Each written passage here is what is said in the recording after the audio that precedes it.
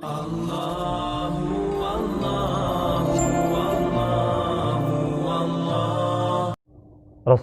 Shallallahu Alaihi Wasallam bersabda, "Kullu amrin zibalin la yubda'u bi bismillahirrahmanirrahim fahuwa aqta."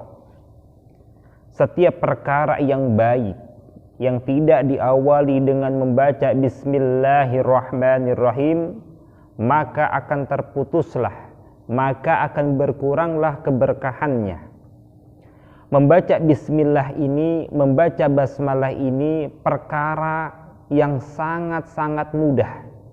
Namun jarang sekali di antara kita yang mempraktekkan dengan sempurna. Karena kenapa?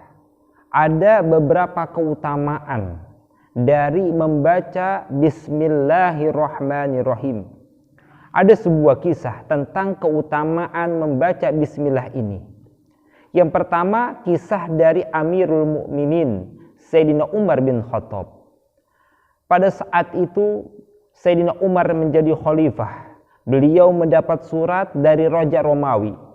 Dalam suratnya itu Raja Romawi bercerita tentang keadaannya, bahwasanya dia ini memiliki rasa sakit di kepalanya dan nggak sembuh-sembuh. Semua dokter dipanggil, dari yang paling mahal, sampai yang paling murah, dipanggilin semuanya. Walhasil Allah belum kasih sembuh tuh kepada Raja Romawi tersebut. Karena dia pengen sembuh, mungkin dia tanya nih solusinya kepada siapa. Dia berkirim suratlah kepada Amirul Mukminin, pemimpin orang-orang mukmin, yaitu Sayyidina Umar bin Khattab. Karena Sayyidina Umar bin Khattab tahu nih masalahnya si raja ini, akhirnya yang dikasih bukannya obat, tetapi apa? Dikasih peci. Dikirimin peci dari Madinah nih ke Romawi, ke Raja Roma. Pas sampai di sana, Raja Romawi ini bingung. Saya minta obat malah dikasih peci. Tapi ini bukan peci sembarangan. Karena dia penasaran, kan dia kan kepala nih sakitnya. Mahkotanya dilepas, pecinya yang dikasih oleh Amirul Mukminin itu dipakai. Masya Allah, biiznillah, itu rasa sakitnya hilang. Pas dilepas, sakitnya kembali lagi, balik lagi tuh rasa sakitnya. Dilepas lagi, sakit. Pas dipakai, Masya Allah, sembuh rasa sakitnya, hilang rasa sakitnya. Karena Raja Romawi ini penasaran. Sebenarnya ini peci apaan? Peci ajaib.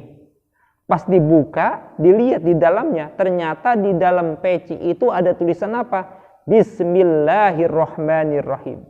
Subhanallah, Masya Allah. Inilah kekuasaan Allah. Dengan tulisan Bismillahirrahmanirrahim bisa menjadi obat, bukan hanya kepada orang Islam, tetapi kepada non-Muslim. Yang kedua, kisah dari panglima perang.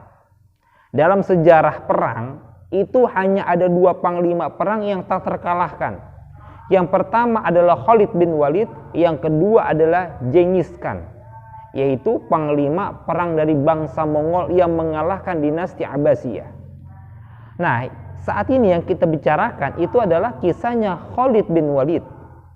Tatkala beliau ini memimpin pasukan muslim untuk melawan orang-orang kafir.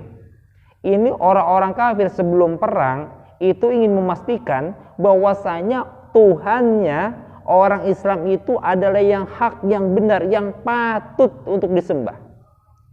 Karena mereka ini penasaran, akhirnya mereka berkata nih kepada panglima perang yaitu Khalid bin Walid, kalau seandainya Tuhan kamu benar, buktikan bahwasanya memang betul-betul Tuhan kamu itu Allah yang patut disembah.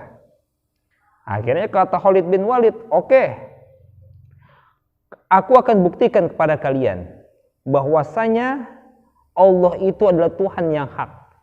Bagaimana caranya? Ambil racun yang paling mematikan di daerah kamu.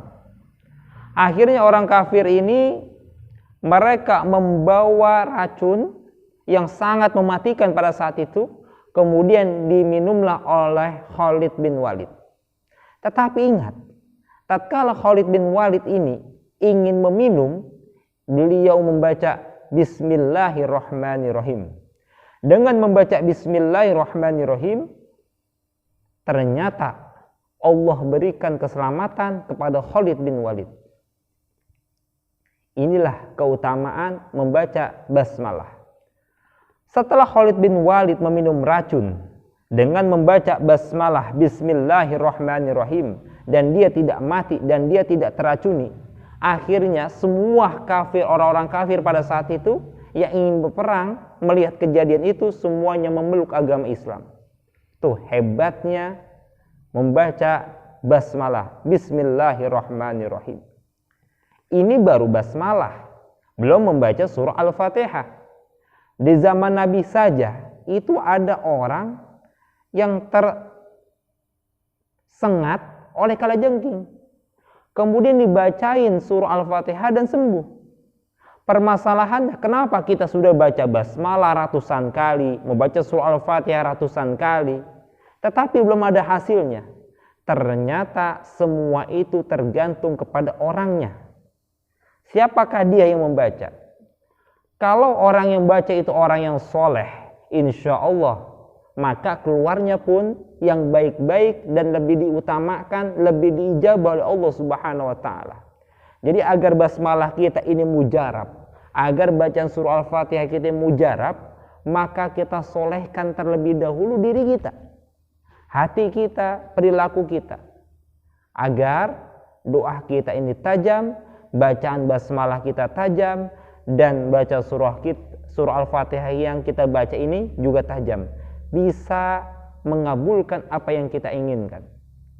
Karena membaca surah Al-Fatihah itu pada hakikatnya, kalau betul-betul kita orang soleh dan kita yakin kepada Allah, maka Al-Fatihah itu akan mewujudkan apa yang kita inginkan.